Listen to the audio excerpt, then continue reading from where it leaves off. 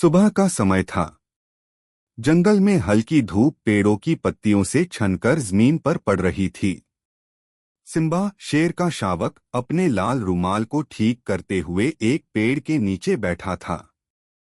जेबू चतुर हिरन अपने हरे बैग से कुछ निकालने में व्यस्त था और टोटो शरारती खरगोश अपनी नीली वास्कट संवारते हुए अपनी चमचमाती ऐनक से सूरज की किरणों को घुमा रहा था।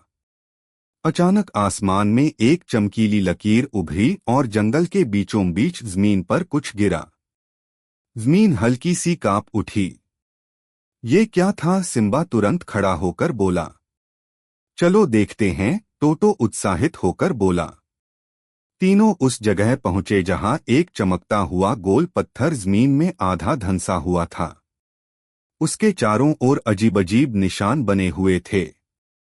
हकीम चाचा, बुद्धिमान उल्लू पेड़ से उतरकर वहां आए। उनकी पंखों में आसमानी रोशनी झिलमिला रही थी। ये रोशनी का बुलावा है, उन्होंने गंभीरता से कहा। एक भूला बिसरा मीनार है जो सिर्फ उन्हीं के लिए खुलता है जिनके दिलों में सच्चाई की रोशनी होती है। तो क्या हमें वहां जाना होगा? जेबू ने थोड़ा डरते हुए पूछा। हाँ, लेकिन ध्यान रखना, रास्ता आसान नहीं होगा, हकीम चाचा बोले। हर मंजिल तुमसे एक रोशनी मांगेगी, तुम्हारे अंदर की रोशनी। टोटो ने समय का उपकरण घुमाया और आसमान की ओर एक पारदर्शी सीढ़ी बननी शुरू हो गई। तीनों उस पर चढ़ने लगे। पहला दरवाजा एक बादलों से घिरी घाटी में खुला। वहां रोशनी बहुत कम और सन्नाटा ज्यादा था।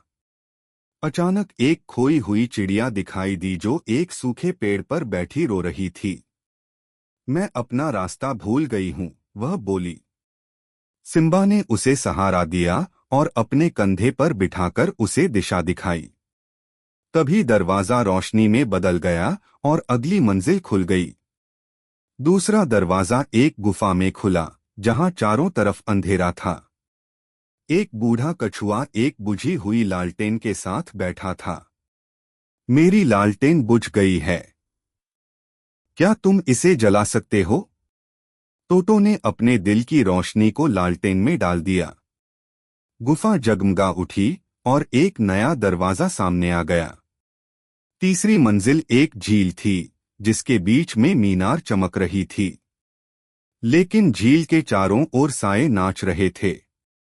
ये हमारी ही गलतियों के साए हैं, जेबू बोला। तीनों दोस्तों ने आंखें बंद की और दिल से माफी मांगी। उनके शरीरों से रोशनी निकली और साए गायब हो गए।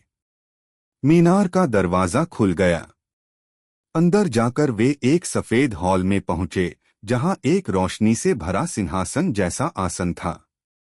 एक मुलायम सी आवाज गूंजी। तुमने अपने दिल की रोशनी को पहचाना।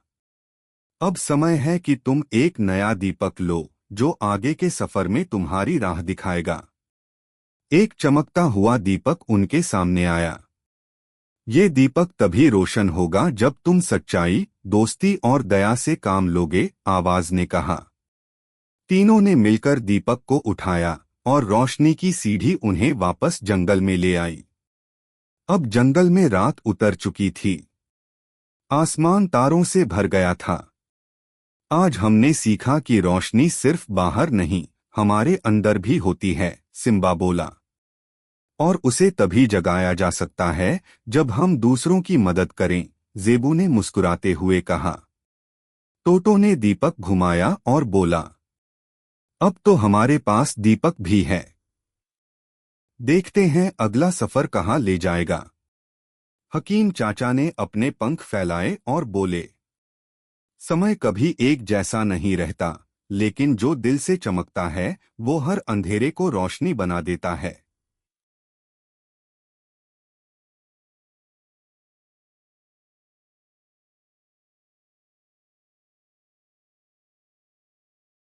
रात का वक्त था और जंगल के आसमान पर सितारे झिलमिला रहे थे।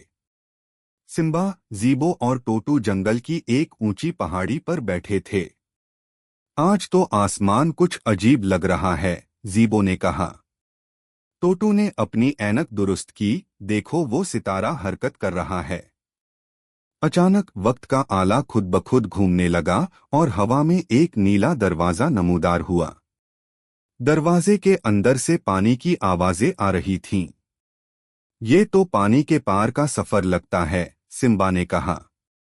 बगैर वक्त जाया किए वो तीनों दरवाजे में दाखिल हो गए।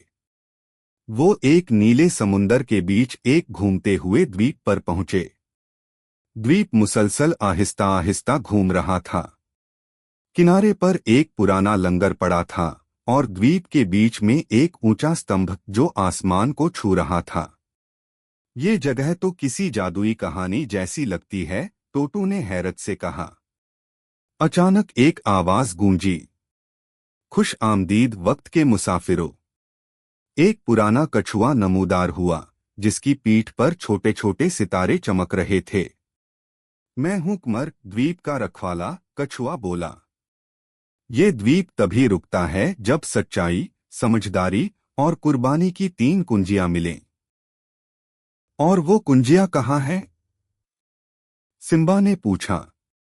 3 चैलेंज तुम्हारे मुंतजिर हैं, कमर ने कहा। हर चैलेंज एक कुंजी देगा। पहला चैलेंज द्वीप के उत्तरी हिस्से में था। वो एक बड़े आईने के सामने पहुंचे। आईने में उनका अक्स नजर आया, लेकिन उनके अक्स झूठ बोल रहे थे। ये तो हमारी कमजोरियां दिखा रहा है, ज़ीबो ने कहा। चैलेंज ये था, सच बोलकर अपने अक्स को शिकस्त देना। सिम्बा ने कहा, मैंने कभी अपनी गलती नहीं मानी, लेकिन आज मानता हूं। अक्स धुंधला गया और एक चमकती कुंजी जाहिर हुई। दूसरा चैलेंज एक गहरे जंगल में था, जहां हर दरख्त बोल रहा था। दरख्तों ने तीनों को अलग कर दिया और उनसे कहा गया कि सिर्फ समझदारी से एक दूसरे को ढूंढ सकते हो। टोटू ने पत्तों पर पैरों के निशान देखे। ज़ीबो ने हवाओं की सिमत को पहचाना। सिम्बा ने दरख्तों की सरगोशी सुनी। कुछ देर बाद तीनों दोबारा मिल गए। एक और कुंजी दरख्त से लटकी हुई मिली। तीसरा चैलेंज एक गुफा में था, जहां एक स्क्मी परिंदा मदद के लिए चला रहा था। लेकिन दरवाजे पर लिखा था, सिर्फ एक ही जा सकता है, बाकी 2 को बाहर इंतजार करना होगा। तीनों दोस्त परेशान हुए। सिम्बा ने कहा, मैं जाऊंगा। ज़ीबो ने कहा, नहीं, मैं जाऊंगा।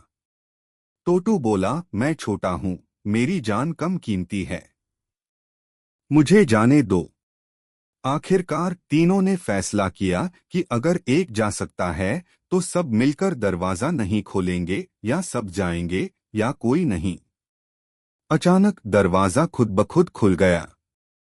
तुमने कुर्बानी का जज्बा दिखाया, एक आवाज आई। ये है तीसरी कुंजी। तीनों कुंजियां स्तंभ में लगाते ही द्वीप रुक गया। स्तंभ चमकने लगा और आसमान से रोशनी का एक दायरा नीचे आया। कमर कछुआ बोला, तुमने दिखा दिया कि दोस्ती, सच्चाई और कुर्बानी से दुनिया को बदला जा सकता है। रोशनी ने उन्हें वापस जंगल में पहुंचा दिया। जंगल में सुबह हो चुकी थी। परिंदे गा रहे थे। आज हमने सीखा कि बाज औकात सफर अपने अंदर की तलाश का होता है, सिम्बा ने कहा। और मुश्किल फैसले ही असल ताकत दिखाते हैं, ज़ीबो ने कहा। लेकिन सबसे कीमती चीज एक दूसरे का साथ है, टोटू ने मुस्कुराकर कहा। वक्त का आला आहिस्ता से झिलकने लगा। अगले सफर की तैयारी शुरू हो चुकी थी।